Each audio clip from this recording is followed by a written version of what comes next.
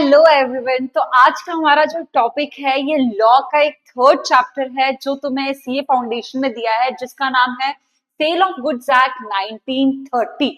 तो ये जो लेजिस्लेशन है, ये जो स्टेट्यूट है सेल ऑफ गुड्स एक्ट, ये बहुत पुराना स्टेट्यूट है।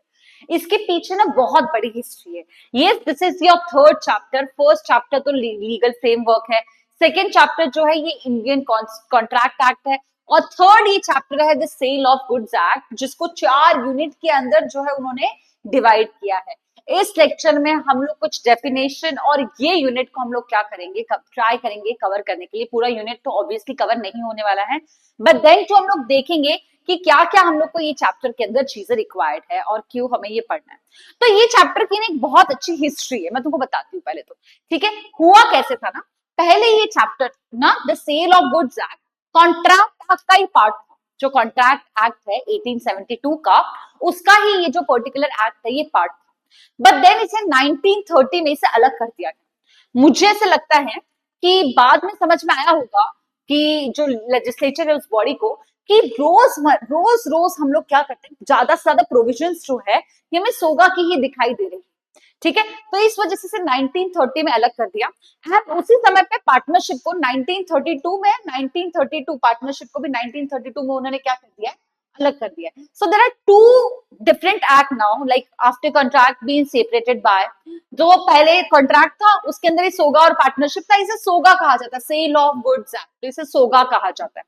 ठीक है, तो ऐसे कहते हैं, but then it would be really appreciated जब हम इसे का पूरा ही नाम लें। ठीक है, अब देखना क्या है, तो बताया क्या था, तो सोगा इसी का ही पार्ट था कॉन्ट्रैक्ट का।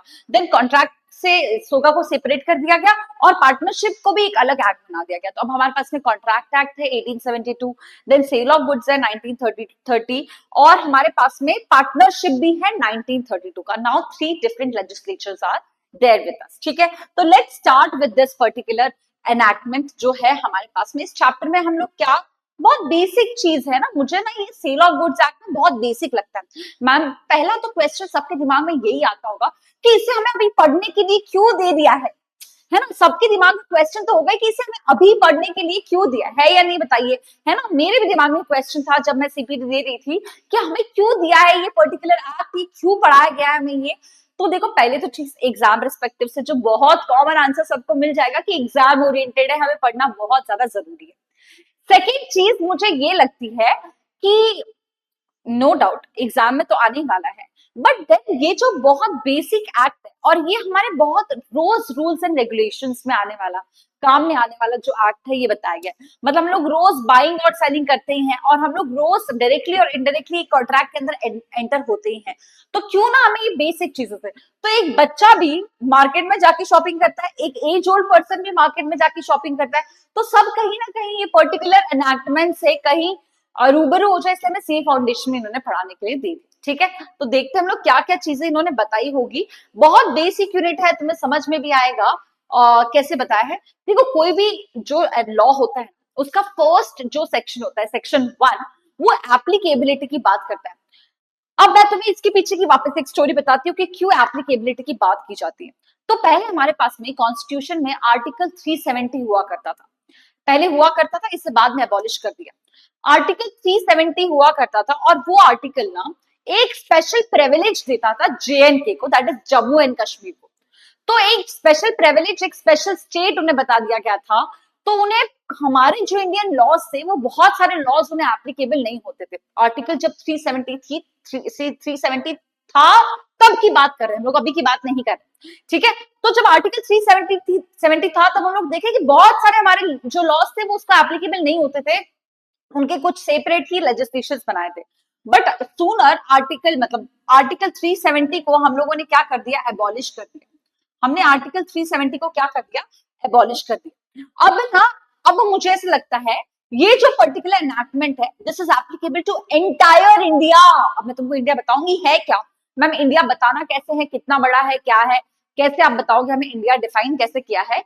तो ये मैं तुमको बताऊंगी कि व्हाट इज इंडिया, बट अभी के लिए याद रखना है कि this particular enactment is applicable to whole of India, including Jammu and Kashmir also, after abolition of Article 370. इतना बच्चों याद रखना है क्या, कि Sale of Goods Act is applicable to all India, entire India, and after enactment of this article, abolition of this article, article 370। याद रहेगा बच्चों? ठीक है, चलिए अब डेफिनेशन ये सब जानने से पहले छोटा सा, मैम इंडिया किसे कहते हैं? क्वेश्चन तो आ ही रहा होगा कि मैम व्हाट इज इंडिया।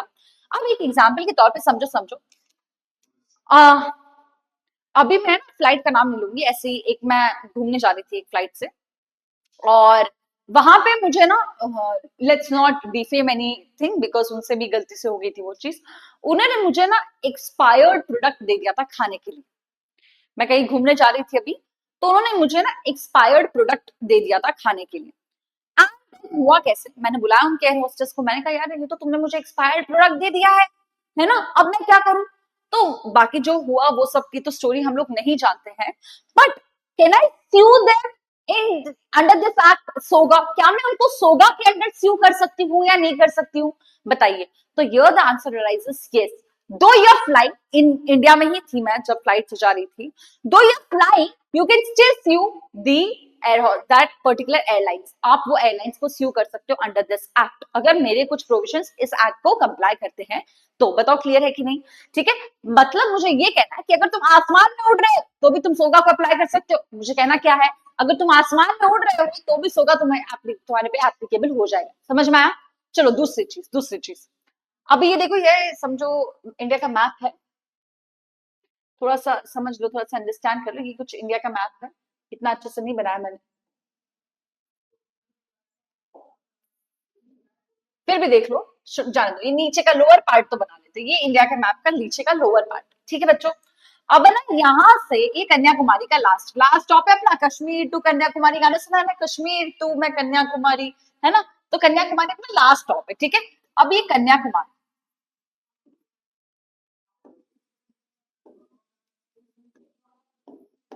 ठीक है, ये क्या है? कन्याकुमारी। अब यहाँ पे हुआ कैसे, देखो ध्यान से सुनना बच्चों, अब यहाँ नीचे तो पानी है, हमको पता है यहाँ भी पानी है, यहाँ भी अरेबियन सी है या बे ऑफ बंगाल है, ये सब सी है। अब हुआ कैसे, अब यहाँ पे से फॉर एग्जाम्पल मैंने कुछ गुड्स जो है ये डंप कर दिए, कुछ गुड्स हमने क्या कर दिए, डंप कर दिए। ठीक है, हमने कुछ गुड्स डंप कर दिए। अब क्या यहाँ पे सोगा लगेगा या नहीं, क्वेश्चन तो आता है ये, क्या यहाँ पे सोगा एप्लीकेबल होगा या नहीं होगा? तो मेरा आंसर है कि होगा। कब तक? 12 नॉटिकल माइल्स तक, 12 नॉटिकल माइल्स। मैम ये हमें कुछ लैंग्वेज हमें समझ में नहीं आई, तो 12 नॉटिकल माइल्स तक हमारा जो इंडिया है वो बताया गया है। 12 नॉटिकल माइल्स मतलब समवॉट 19 किलोमीटर्स, समझ लो तुम लोग 19.56 रफली एक फिगर है हमारे पास में, तो नीचे पानी के 19.6 किलोमीटर तक भी हमारे पास में इंडिया है। बताओ ये भी समझ में आ गया? तो यहाँ भी कुछ अगर कुछ गड़बड़ होती है तो हमारा सोगा गुड्स के लिए एप्लीकेबल हो जाएगा।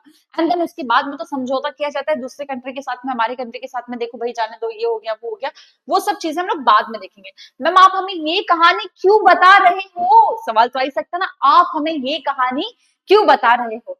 तो इसके पीछे आंसर आंसर ये है कि तुम्हें जानना चाहिए कि ये एक्ट कितना लंबा है, किसको किसको एप्लीकेबल होता है और इंडिया का मतलब क्या है ना? ये तो जो मैंने बताया ये यूनिवर्सल इन नेचर है। 12 नॉटिकल माइल्स तक अपना इंडिया है, मतलब समझ लो रफली 19.56 किलोमीटर तक हमारा वाटर की, अगर मैं सरफेस से अगर उससे मेजर करूं तो इतना हमारा इंडिया मारा गया। ठीक है, चलिए देखते हैं एक्ट क्या बताता है।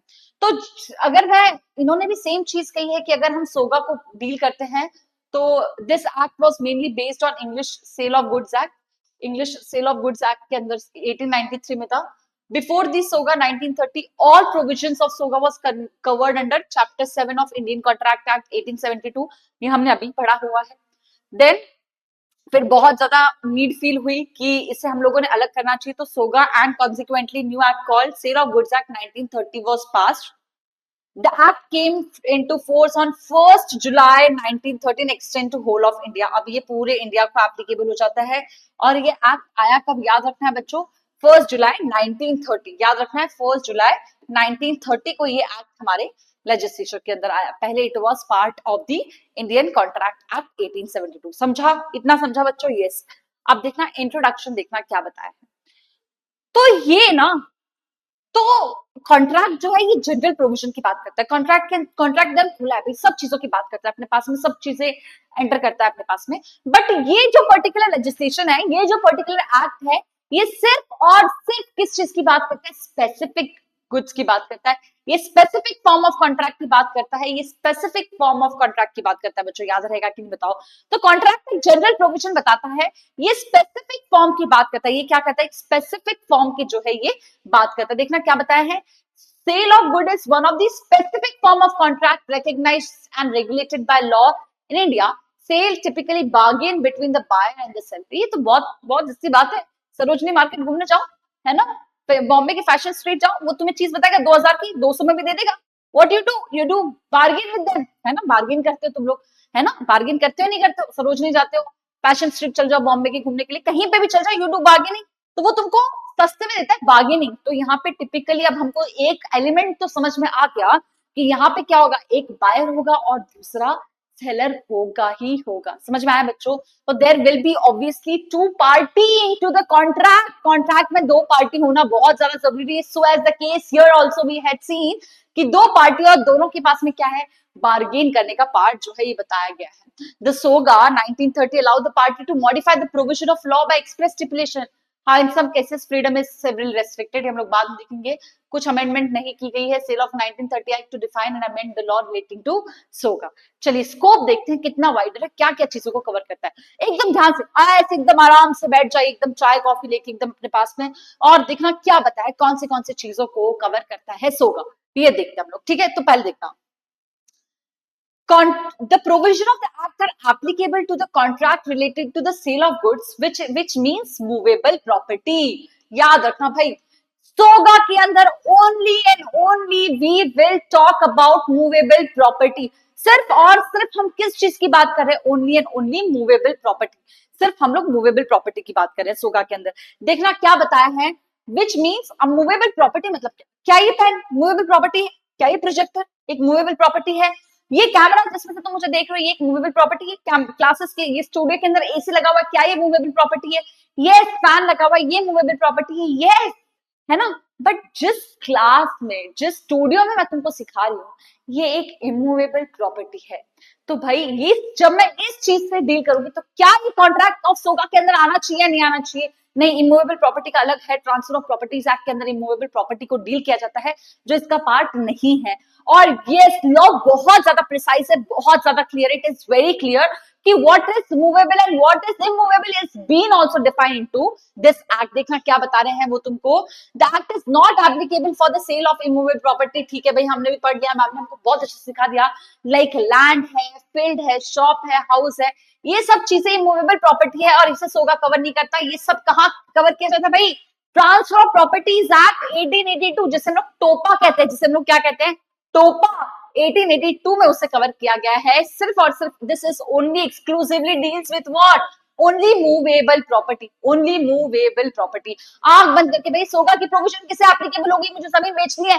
अरे मैडम, सोगा थोड़ी बिकवाएगा तुम्हारी जमीन, कौन बिकवाएगा, ट्रांसफर ऑफ प्रॉपर्टी एक्ट। कौन बिकवाएगा तुम्हारी जमीन, ट्रांसफर ऑफ प्रॉपर्टी एक्ट में जाओ जमीन बेचने। तो यहाँ तो तुम हमें बताओ, जमीन के ऊपर जो तुमने आम लगा है ना, वो बेचने के लिए सोगा एप्लीकेबल होगा।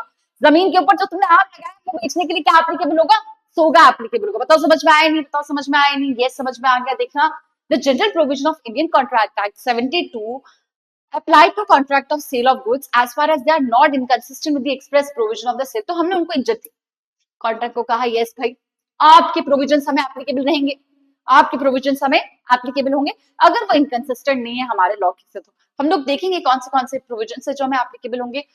Again, the custom and usage will be bind both the parties if these are reasonable and are known to the parties। ठीक है, ये भी हम बाद में देखेंगे। हम छुपकते हैं एकदम अपने इंपॉर्टेंट पार्ट पे। कितना सुंदर लग रहा है, एक बायर है और एक सेलर है, और सेल मतलब क्या है ये बताया जाता है। तो एक बार छोटा सा क्विक रिविजन दे दो, बताओ। सोगा came into force on 1st of July 1930। First is covered into Contract Act। Only movable property is covered into Sale of Goods Act 1932। Immovable property is not a part of सोगा, इसको हमने kick market transfer of property act में डाल दिया 1882 के। भैया इतना ही याद रखना, बस इतना बहुत ज्यादा इंपॉर्टेंट है। सेक्शन 1 के अंदर एप्लीकेबिलिटी बताइए, this act is applicable to whole of India. और ये बताने के पीछे का मैम आपका रीजन क्या है, क्योंकि हमने आर्टिकल 370 को अबॉलिश कर दिया है। इस वजह से ये जो पर्टिकुलर प्रोविजन है ये कहाँ एप्लीकेबल होता है, होल ऑफ इंडिया का एप्लीकेबल होता है। और मैंने तुमको इंडिया बहुत अच्छे सिखा दिया।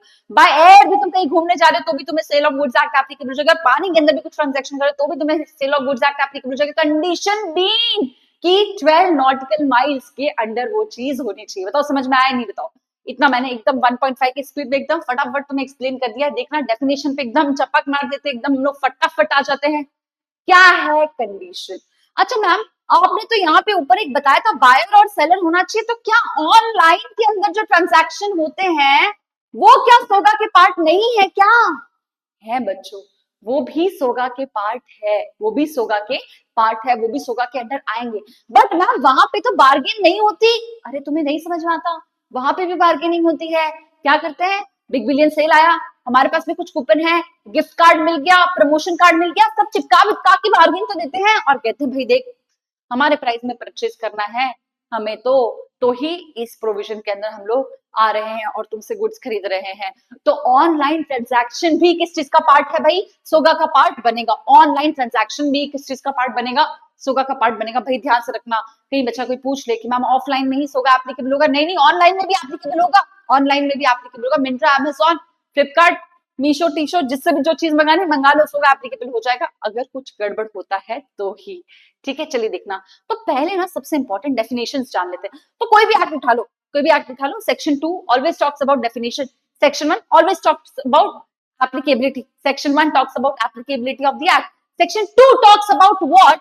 Section 2 talks about the definitions of this particular act। किसके बारे में बात करता है? सिर्फ और सिर्फ डेफिनेशन के बारे में बात करना। और देखना भाई डेफिनेशन में बायर और सेलर की डेफिनेशन डिफाइन की है। किसकी डेफिनेशन डिफाइन की है? बायर और सेलर की डेफिनेशन दिखाई दी है। मैम आप हमें बताइए क्या है? देखो ध्यान से, buyer means a person who buys or agrees to buy. क्या कह रहे हैं? Buyer means a person who buys or agrees to buy. क्या कह रहे हैं? Or agrees to buy goods. Ma'am नहीं समझ में आया? देखो मैम ने एकदम अच्छे समझाती है, देखिए ध्यान से सुनना। हमारे एग्जाम्पल में राम और श्याम बहुत इंपॉर्टेंट है ना? हम ना राम और श्याम के साथ में बहुत खेलते हैं, हमें पसंद भी है बहुत। देखना, अब हम लोग राम बहुत खुश है बेचारा, ये 2 बाल बना दी उसकी। ये है मिस्टर राम, ये है बायर। मैम आपको कैसे पता चला ये बायर है? क्योंकि क्योंकि एक शॉपकीपर आई पे जा रहे, ये है श्याम। मैम राम श्याम में बहुत कंफ्यूजन होता है, इसको ज्यादा बाल है, गर्ल्स को ज्यादा बाल होता है ऐसे मुझे लगता है ना? सो एज यू मैम, देखना इसको ज्यादा बाल है, दिख रहे सबको, है ना? तो ये है एक सेलर। अब राम जाता है किसके पास में? इसके पास में। इसका नाम रख देते हैं हम लोग राजकुमारी, नहीं टुनटुन मौसी नाम रखते हैं, टुनटुन मौसी। ये हमारी टुनटुन मौसी, ये हमारी टुनटुन मौसी। और ये छोटा भीम, ये हमारा छोटा भीम। ठीक है, याद रखो ये टुनटुन मौसी है, ये छोटा भीम है। अब तो तुम्हें समझ ही आना है कि कौन बायर, क्योंकि हमेशा छोटा भीम लड्डू लेने जाता है किसके पास में? टुनटुन मौसी के पास में। आ गया ना समझ में? बस का मतलब समझ में आ गया। बट मैम हमें बाय तो समझ में आ गया, एग्रीज टू बाय नहीं समझ में आ गया, है ना?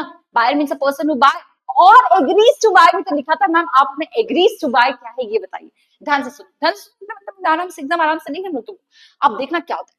अब ना ये जाता है टुनटुन मौसी से, पहले हम लोग बाय देख लेते, क्या है देख लेते भाई, फिर भी क्या हो गया कि बाय मतलब क्या? बाय मतलब परचेस करके लेके आता है। ठीक है, क्या कर रहा है ये टुनटुन मौसी के पास में जा रहा है और कह रहा है टुनटुन मौसी मुझे 2 रुपए के लड्डू दे दो। टुनटुन मौसी कहती है कितने दो बच्चे? तो ये कहता है 5 5 लड्डू दे दो। तो कितने रुपए देगा? ये इसको 10 रुपए देगा और ये लड्डू लेके टुनटुन मौसी से लड्डू दे देगी। तो ये कौन है? बाय। टुनटुन मौसी कौन है? सेलर। बताओ समझ में आ गया क्या? अब हुआ क्या, राम गया, अब एग्रीज टू बाय क्या है? ये तो हो गया bye, or agrees to buy भी तो है, और एग्रीज टू बाय भी तो है। ध्यान से सुनना क्या हो गया। अब राम गया, छोटा भीम गया किसके पास में? टुनटुन मौसी के पास में। मौसी ने कहा छोटा भीम लड्डू तो खत्म हो गए। मौसी ने कहा छोटा भीम लड्डू तो खत्म हो गए।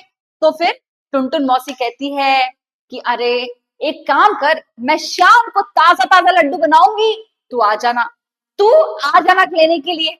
तो इसने कहा पक्का ना मौसी, शाम को लड्डू बनेंगे ना? इसने कहा हाँ बनेंगे।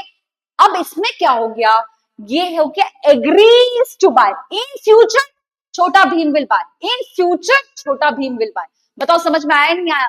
एग्रीज टू बाय मतलब क्या, कॉन्ट्रैक्ट हो गया है, कॉन्ट्रैक्ट हो गया है, ही एग्रीज टू बाय, है ना, then still in this case he is buyer. समझ में आ गया? फिर भी इस केस में वो कौन है, बायर माना जाएगा। बताओ समझ में आया क्या? I hope you are clear with the definition of buyer and seller very easily. और कुछ ना समझ में आया तो छोटा भीम और टुनटुन मौसी का एग्जाम्पल हमेशा सामने ले लेना। चलो हम लोग चलते हैं वापस मॉड्यूल की तरफ और देखते हैं कि मॉड्यूल में भी सेम चीज कही है क्या। यस, मॉड्यूल में भी सेम चीज कही है, एग्रीज टू बाय सेक्शन 2(1) और seller means a person who sell और agrees to sell goods. Tuntun Mausi ने कहा मैं शाम में दूंगी तुझे, मैं शाम में दूंगी, तो ठीक है भाई। अब देखना ये दोनों भी चीजें कॉम्प्लीमेंट्री है, मतलब दोनों होना जरूरी है। बायर है मतलब दूसरा व्यक्ति कौन होगा, सेलर ही होगा। एक अगर पर्सन बायर है तो दूसरा व्यक्ति कौन होगा बच्चों, दूसरा व्यक्ति सेलर ही होगा। समझ में आया क्या? चलिए आगे चलते हैं। And represents the two parties to a contract of sale of goods. Both the terms are however used in sense wider than their common meanings. Not only the person who buys, but also the one who agrees to buy is a buyer. Similarly, a seller means a person not only who sells, but who agrees to sell. देखो बच्चों, law की एक problem है, हमें general में तो याद होता है मैडम बायर ये, सेलर ये, जो ले रहा है ये कर रहा है ये, बट ना लॉ की प्रॉब्लम है, लीगल वर्ड में ही याद होना चाहिए। Buyer means a person who buys the goods और agrees to buy the goods. Seller means a person who sell the goods और agrees to sell the goods. देखो बच्चों, हमें बार बार बोलने से ही लीगल वर्ड्स याद होंगे, ऐसे याद नहीं होने वाले, ऐसे बिल्कुल भी याद नहीं होने वाले, ठीक है। चलिए आगे चलते, आगे आगे भाई बहुत इंपॉर्टेंट, सबसे इंपॉर्टेंट भाई, एकदम शांति से आराम से तुम लोग पानी पी के एकदम आराम से बैठ जाओ, क्योंकि बहुत इंपॉर्टेंट है गुड्स मतलब जानना, बहुत इंपॉर्टेंट है भाई गुड्स क्या है। पहले बात तो मैम हमको पता है, सोगा के अंदर सिर्फ और सिर्फ मूवेबल प्रॉपर्टी आएगी, सोगा के अंदर सिर्फ और सिर्फ मूवेबल प्रॉपर्टी आएगी, तो क्यों गुड्स को डिफाइन किया है ना क्वेश्चन, क्यों गुड्स को डिफाइन किया जब अगर सिर्फ और सिर्फ मूवेबल प्रॉपर्टी बता रहे हैं तो। चलिए देखते हैं, कुछ ना कुछ चीजें छोड़ी भी तो है, देखना क्या कह रहे हैं। गुड्स मींस, जो सोगा बात करते हैं, सोगा की डेफिनेशन है सेल ऑफ गुड्स के रिलेटेड है, कहीं और एक्ट के अंदर गुड्स का मतलब कुछ और बताया होगा, हमें इसके अकॉर्डिंग देखना है क्या कह रहे हैं। Goods means every kind of movable property, every kind of movable property, ये मोबाइल, सॉरी ये पेन, ये मोबाइल, ठीक है, ये फ्लैट पैनल बोर्ड, ये माइक, जो भी मूवेबल प्रॉपर्टी है सब और सब कहां पे आ जाएंगे, सब कहां पे आ जाएंगे, सोगा के अंडर आ जाएंगे। कहां आ जाएंगे, सोगा के अंडर आ जाएंगे। बट देखना क्या कह रहे हैं, other than actionable claims and money, other than actionable claims and money, है ना बच्चों, ये दो चीज को छोड़ दिया, कौन सी चीज है, अदर देन एक्शनेबल क्लेम्स और मनी। मैम क्यों, ऐसे आप क्यों करते हो, जब मैं अदर देन की बात करती हूँ मतलब इसे एक्सक्लूड किया है, मतलब इसे क्या किया है, एक्सक्लूड किया है, इसे एक्सक्लूड किया है, इसे गुड्स की डेफिनेशन में इंक्लूड नहीं किया, इसे गुड्स की डेफिनेशन में इंक्लूड नहीं किया। किसे इंक्लूड नहीं किया मैम, एक्शनेबल क्लेम को और मनी को। चलिए मैम आप हमें एग्जाम्पल दीजिए, मजा नहीं आ रहा, ऐसे में समझ नहीं आता क्या बता रहे हो आप, ठीक है, ये तो हम इरेज करते। चलिए सुनना क्या है, चलिए सुनिए, मनी तो एक्चुअल में क्यों नहीं कंसिडर किया, ये तो हम लोग कोई गुड्स को परचेस करने के लिए यूज करते हैं, अगर हम इसे यूज नहीं करते तो बार्टर सिस्टम हो जाता, इसलिए मनी तो खुद बे खुद बाइंग और सेलिंग के लिए यूज होता है, इसलिए सोगा के अंदर इसे गुड्स के अंदर कैटेगराइज नहीं किया है। देखो वापस एक बार, क्योंकि कैसा है, मनी तो हम लोग खुद पे खुद क्या करते हैं, हम लोग खुद इसे यूज करते हैं, किस चीज के लिए यूज करते हैं, बाइंग और सेलिंग के लिए यूज करते हैं, हम लोग इसे किस चीज के लिए यूज करते हैं बच्चों, बाइंग और सेलिंग के लिए यूज करते हैं, तो इसे इन्होंने इंक्लूड नहीं किया। बट एक और चीज देखना, एक्शनेबल क्लेम, एक और चीज देखना क्या कह रहे हैं वो, एक्शनेबल क्लेम,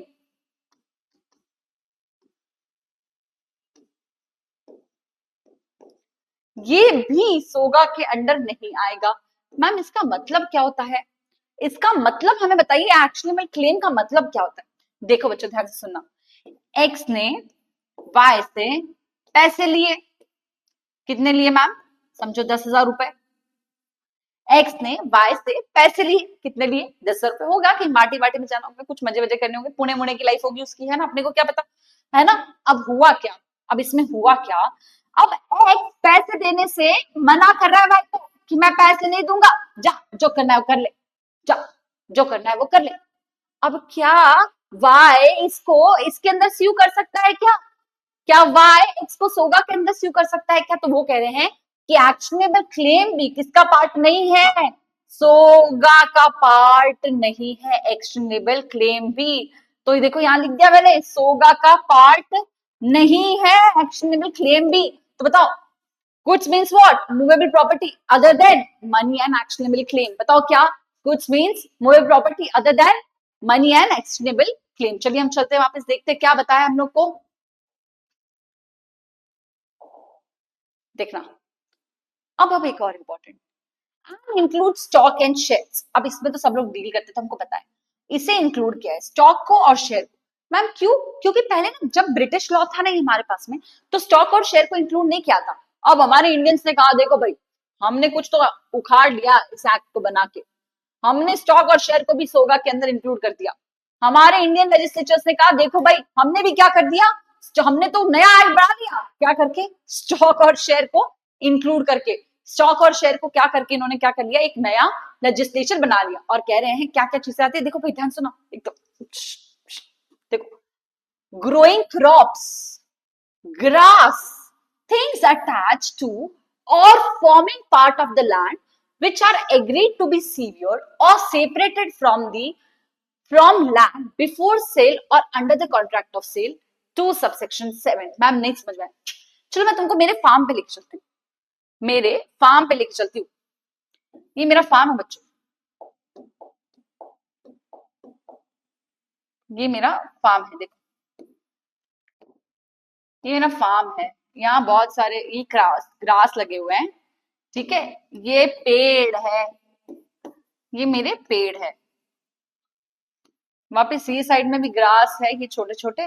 मेरी ड्राइंग तो इतनी अच्छी नहीं है बट एग्जाम्पल से समझ में आ जाने वाला है, ठीक है। अब बताओ ये मेरा फार्म है, ठीक है, मैंने मेरा ये जो फार्म है ये टुनटुन मौसी को बेच दिया, समझो मैं अपना ये फार्म क्या कर रही हूँ, सेल कर दी, किसको, टुनटुन मौसी को।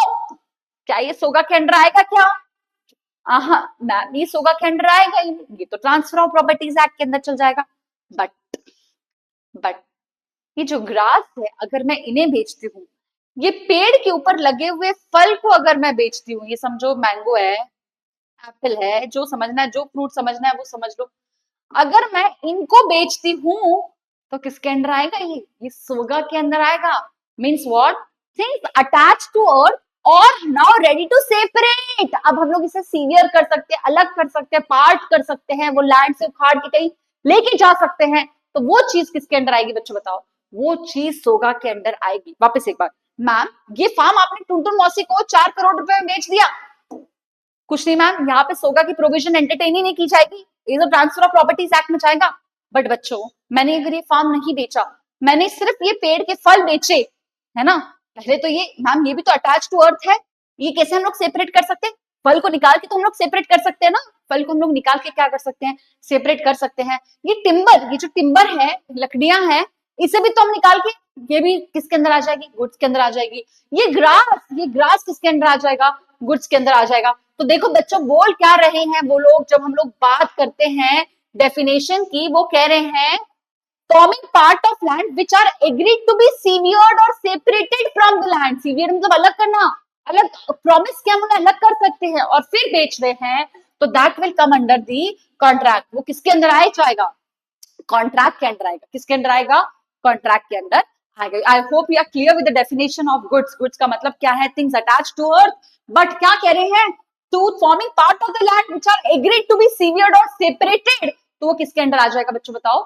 सोगा के अंदर आ जाएगा। वो किसके अंदर आ जाएगा बच्चों, सोगा के अंदर आएगा। Very good very good very good. अब एक्शनेबल क्लेम्स तो हम लोगों ने देख लिया, क्या करें, वो actionable claims are claims which can be enforced only by action or suit. Example, कोई भी debt, a debt is not a movable property or goods. Even the FDR, fixed deposit receipts, are considered goods under section 176 of Indian Contract Act। Ma'am क्या होता है FDR, FDR देखो बच्चों क्या होता है, से फॉर एग्जाम्पल ये बैंक है ना, हमने यहाँ पे बैंक बना दी। अब मैम के पास में समझो मैम के पास में 1 लाख रुपए है, मैम ने ये 1 लाख रुपए 10% इंटरेस्ट रेट के ऊपर 1 साल के लिए बैंक में फिक्स डिपॉजिट कर दी। तो बैंक ने मैम को क्या दिया, मैम खुश है, 1 साल के लिए मैम ने एफडी करवा दी, 1 साल के लिए मैम ने क्या कर दिया, एफडी करवा दी इसकी। अब हुआ क्या, बैंक ने मुझे इसके बदले फिक्स्ड डिपॉजिट रिसिप्ट दी, बैंक ने मुझे इसके बदले क्या दिया, फिक्स्ड डिपॉजिट रिसिप्ट दिया। अब ये फिक्स्ड डिपॉजिट रिसिप्ट जो है, क्या मैं इसको बेच के एनकेश करवा सकती हूँ, और क्या ये गुड्स के अंदर आ सकता है? हाँ मैम, एफडीआर गुड्स के अंदर आ सकता है बच्चों, आप खुद कह रहा है एफडीआर क्या है, गुड्स के अंदर आ सकता है। Hope you are clear with FDR. अब देखिए goods include tangible goods and intangible goods like goodwill, patent, copyright, ये भी आ सकता है, स्टॉक शेयर्स भी आ सकता है, gas, steam, water, electricity, decree of the court, decree मतलब होता है ऑर्डर ऑफ द कोर्ट, ये भी गुड्स हो सकते हैं, ठीक है, are also considered to be goods. तो ऐसे वाइड डेफिनेशन है, इसकी बड़ी सारी डेफिनेशन है, ठीक है बच्चों, I hope you are clear with this. तो गुड्स का मतलब होता है कोई भी movable property other than actually claim और money in circulation, include stock, growing grass things attached to land और सेपरेटेड। आते हैं हम लोग गुड्स के ऊपर, कहाँ कहाँ चलते हैं बच्चों हम लोग, अभी गुड्स के ऊपर चलते हैं। अभी देखना, इसे प्रोसीड करने के पहले, इसे प्रोसीड करने के पहले हम लोग देखते हैं कि 3 तरीके के गुड्स हो सकते हैं, तीनों बताऊंगी मैं एकदम आराम से, एकदम आराम से, बट आज के लेक्चर में नहीं, आज के लेक्चर में मैं यहीं पे स्टॉप कर दूंगी, ठीक है। देखना, एग्जिस्टिंग गुड्स, फ्यूचर गुड्स और कॉन्टिंजेंट गुड्स। वापस एक बार, गुड्स 3 तरीके के होते हैं, existing goods, future goods, contingent goods. ये दो को हम लोग साइड में रखते हैं, ये दो हम आज के लेक्चर में नहीं कवर करेंगे, आज हम लोग यही पढ़ेंगे, existing goods, future goods, contingent goods. क्या क्या है, एग्जिस्टिंग गुड्स जो at the time of making contract of sale exist रहेंगे, एग्जिस्टिंग गुड्स। जो एग्जिस्ट नहीं रहेंगे, फ्यूचर गुड्स, जो कोई कंडीशन के ऊपर से होंगे, on happening of certain event होंगे, कॉन्टिंजेंट गुड्स। ये हम बाद में देखेंगे, बट अभी हम इसी के ऊपर फोकस करते हैं। एग्जिस्टिंग गुड्स 3 तरीके के होते हैं, specific, ascertain, uncertain. Existing goods 3 तरीके के होते हैं, बताओ कौन से कौन से, बच्चे रिपीट करते जाओ, गुड्स 3 तरीके के, कौन से, एग्जिस्टिंग, फ्यूचर, कॉन्टिंजेंट। गुड्स 3 तरीके के हैं, existing, future, contingent. Contingent on happening of something बाद में देखेंगे क्या है वो, हम देखेंगे भी उसे बाद में, फ्यूचर को भी हम बाद में देखेंगे। आज का हमारा टॉपिक ही क्या है, सिर्फ और सिर्फ एग्जिस्टिंग गुड्स, सिर्फ और सिर्फ एग्जिस्टिंग गुड्स। देखना क्या बता रहे हैं, एग्जिस्टिंग गुड्स 3 तरीके के, specific, ascertain, uncertain, specific, ascertain, uncertain, specific, ascertain, uncertain. Ma'am मजा नहीं आ रहा, मैम मजा नहीं आ रहा, अब डायग्राम ड्राइंग से बताओ, मैं तभी मजा आता है, पहले हम लोग देख लेते क्या बता रहे हैं बोलो। Existing goods are such goods which are in existence at the time of contract of sale, that is owned or possessed. बहुत important. Goods that is at the time of making of contract is owned or possessed. मेरा है, मेरे पास में है, ये pen मेरा है, मेरे पास में है। जब मैं मार्केट में गई ये पेन परचेज करने के लिए, बहुत इंपॉर्टेंट पेन है, चला गया तो सब खत्म, खल्लास, लाइफ खल्लास, है ना। जब मैं इसे परचेज करने के लिए गई, मैंने देखा पेन, खरीदा, मेरे पास में इसका पोजीशन है, मेरे पास में इसकी ownership. At the time of making of the contract of sale of goods, what, existing goods मतलब क्या, which is owned and possessed at the time of making of sale of goods का contract. Simple, याद हो गया बच्चों, very good. अब देखना, specific goods means, अब ये 3 तरीके के, specific, ascertain, uncertain, specific, ascertain, uncertain. Existing goods 3 तरीके के, गुड्स 3 तरीके के हैं, गुड्स 3 तरीके के हैं, कौन से कौन से बताइए, सॉरी, एग्जिस्टिंग, फ्यूचर और कॉन्टिंजेंट। एग्जिस्टिंग 3 तरीके के, specific, ascertain, uncertain. Specific goods मतलब क्या, आ जाते हैं नहीं, आराम से आराम से आराम से। अभी मार्केट में बहुत फोन का बहुत फैब चल रहा है यार, आईफोन चल रहा है, सैमसंग चल रहा है, बहुत सारे फोन चल रहे हैं यार, है ना, ओपाची विपाची, बहुत सारे फोन चल रहे हैं। मुझे तो फोन में इंटरेस्ट नहीं आ रहा, मुझे कौन सा खरीदूं, अगले दिन नया आ जा रहा है उसका वर्जन, है ना। मैं मार्केट में गई, एक शॉप के ऊपर गई, टुनटुन मौसी समझो मोबाइल भी बेच रही है, मैं टुनटुन मौसी की शॉप पे गई, मैंने कहा टुनटुन मौसी मुझे सैमसंग S24 अल्ट्रा दिला दो, मुझे सैमसंग S24 अल्ट्रा दिला दो। टुनटुन मौसी ने कहा हाँ दिला दो, नहीं सॉरी दे दो। मैंने क्या किया, मैंने स्पेसिफिकली इतने सारे फोन में से, उस टुनटुन मौसी के दुकान में बहुत सारे फोन थे, दिख रहा है ना, बहुत सारे फोन है, छोटा बड़ा आईफोन वाईफोन जो समझना है, जैसे भी फोन समझना है समझ लो, एप्पल का पाइनएप्पल का जिसका भी फोन समझना है समझ लो। मैंने क्या कहा, मुझे सैमसंग S24 अल्ट्रा ही चाहिए उसमें से। What is this? This is specific goods, this is specific goods. Ma'am ये तो बहुत लेम लैंग्वेज में आपने बोल दिया, और आप कैसे खा रहे हैं, हमको तो पता है। वेरी गुड, ये तो सुना था मुझे। देखना क्या कह रहे हैं। Specific goods means goods identified and agreed upon at the time of a contract of sale. मैंने खरीद लिए, पैसे दे दी, खत्म बात, खल्लास। यहाँ पे कॉन्ट्रैक्ट ऑफ सेल आ गया भाई, मैंने खरीद लिया और दे दिया, स्पेसिफिकली वो गुड्स ले लिए। एग्जाम्पल दिया है, ए had 5 cars different models. He agreed to sell his Santro car to B. B agreed to purchase the same car Santro. In this case, the sale of this is a specific goods. ठीक है, चलिए आते आते नया नया ascertain. ascertain मैं कुछ biscuits बनाती हूँ, ठीक है, चलिए बनाते। ये है मोनाको, ये है मोनाको बिस्किट, ये है क्रैक जैक, क्रैक जैक, ये है पार्ले जी। बस हो गया, बस हो गया, बस हो गया, बस हो गया। देख रहे अभी एग्जाम असर्टेन गुड्स के ऊपर, हम ऊपर तो फोन बना दी, यहाँ गुड्स बना रहे, बिस्किट बना रही है। मोनाको, पार्ले जी, क्रैक जैक जो बनाना है, बर्बन, हाइड एंड सीक जो बनाना है, जो बनाना है, bourbon, hide and seek, H&S मतलब समझ लो हाइड एंड सीक। देखना, are those goods, a certain goods are those goods which are identified in accordance with the agreement after the contract of sale is made. This term is not defined in the act but has judicially interpreted. In actual practice, the term a certain good is used in the same sense as specific goods. When out of a lot or out of large quantity of uncertain goods, बहुत सारे है ना, ये दिख रहा है ना, ये बहुत सारे गुड्स है, ये बहुत सारे बिस्किट है। इस बिस्किट में से मुझे सिर्फ और सिर्फ कौन सा बिस्किट चाहिए, बर्बन वाला ही चाहिए। मैंने क्या किया, आउट ऑफ लार्ज क्वांटिटी मैंने कोई एक गुड पिक कर लिया। It is called as ascertain goods, this is called as ascertain goods. देखना क्या कह रहे हैं, the number of quantity contracted for identified such identified goods are called as ascertain goods। Example तुम्हारे लिए होमवर्क है, एग्जाम्पल तुम्हारे लिए होमवर्क है। I hope you are clear with ascertain goods क्या है।